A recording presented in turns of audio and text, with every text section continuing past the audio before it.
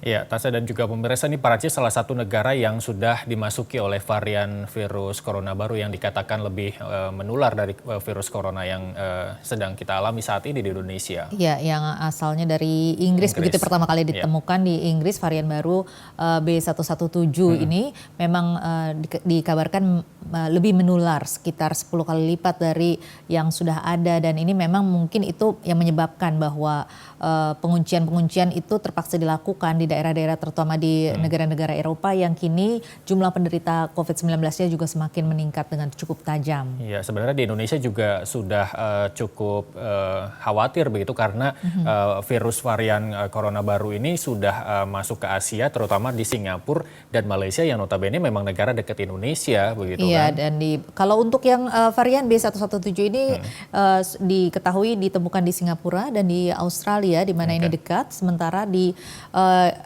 yang D614G ini adalah di Filipina dan Malaysia. Ini juga cukup menular, cuman tidak terlalu semenular yang B117 ini. Namun dikabarkan vaksin saat ini masih cukup efektif, walaupun pihak WHO ini memperingatkan bahwa harus ada improvement atau perkembangan dari penelitian terhadap komposisi vaksin agar bisa mengikuti perkembangan ataupun masih bisa cukup efektif apabila nanti varian baru COVID-19 ini akan tambah berkembang ataupun bisa bermutasi kembali gitu. Iya, terkait juga dengan perekonomian bahwa di 2020 Prancis ini mengalami kontraksi sebesar 8,3% untuk perekonomian. Sama seperti informasi-informasi sebelumnya yang menyatakan bahwa emang penduduk di negara-negara yang kontraksi ekonominya cukup tinggi ini memang menyebabkan ketegangan begitu ya, bagaimana caranya pemerintah untuk memenuhi kebutuhan mereka, sementara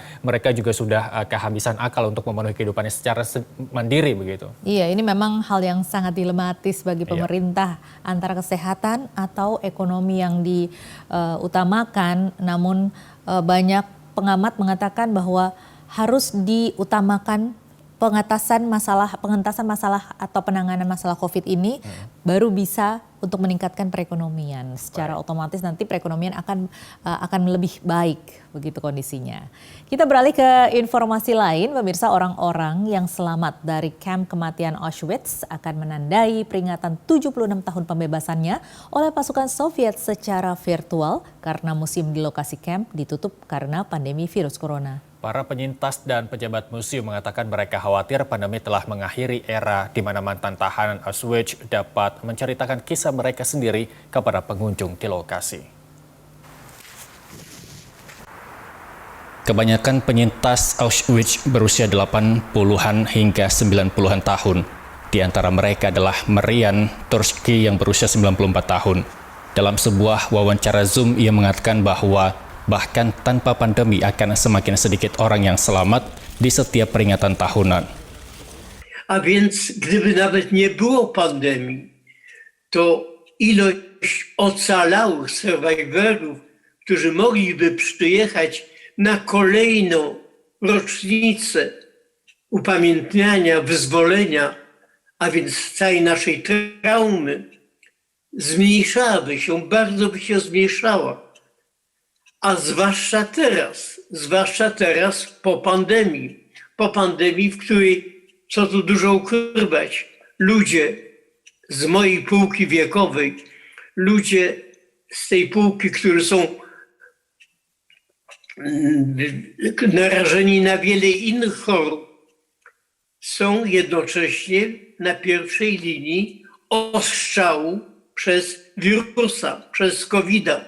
Peringatan tahunan biasanya merupakan kesempatan bagi para penyintas dari seluruh dunia untuk bergabung dengan para pemimpin dunia dalam memperingati lebih dari 1 juta korban yang dibunuh oleh Nazi di kamp kamar gas atau karena kelaparan dan penyakit. Memorial telah ditutup untuk pengunjung selama 161 hari karena pandemi, di mana pada 2019 dikunjungi sekitar 2,3 juta orang. Pada tahun 2020 jumlah itu turun menjadi sekitar 502.000. Direktur Museum Piotr Kwinski mengakui acara virtual dan program pendidikan tidak efektif dalam menyampaikan pelajaran tentang Holocaust dan Perang Dunia Kedua. Nic nie zastąpi tak naprawdę doświadczenia miejsca, przestrzeni autentycznej, bo to nie jest tylko kwestia zobaczenia czy usłyszenia, to jest kwestia rozejrzenia się, przejścia własnymi krokami, dotknięcia, wyczucia perspektywy, zrozumienia jakby. Di Berlin, pameran foto dan kutipan orang yang selamat yang dipajang di udara terbuka di seberang tugu peringatan jutaan orang Yahudi yang terbunuh dalam Holocaust juga ditutup karena pandemi. Wakil Presiden Komite Auschwitz, Christoph Hauptner, mengatakan ketika jumlah mereka berkurang, para penyintas semakin khawatir tentang masa depan masyarakat demokratis dalam menghadapi meningkatnya gerakan sayap kanan dan anti-Semitisme. Sebagai contoh, dia menunjuk pada amukan di Kapital Amerika Serikat awal bulan ini, di mana seorang pria difoto mengenakan kaos bertuliskan Camp Auschwitz. Para penyintas lainnya berharap situasinya akan segera berubah. Bogdan Barnikovsky, 89 tahun, mengatakan dia optimis pandemi tidak akan mengakhiri kesempatan untuk kembali ke tugu peringatan dan menceritakan kisahnya.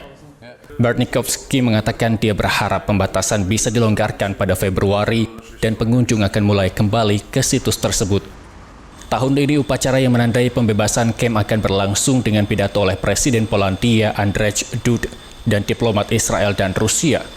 Dari Auschwitz, Polandia, kontributor Nusantara TV melaporkan.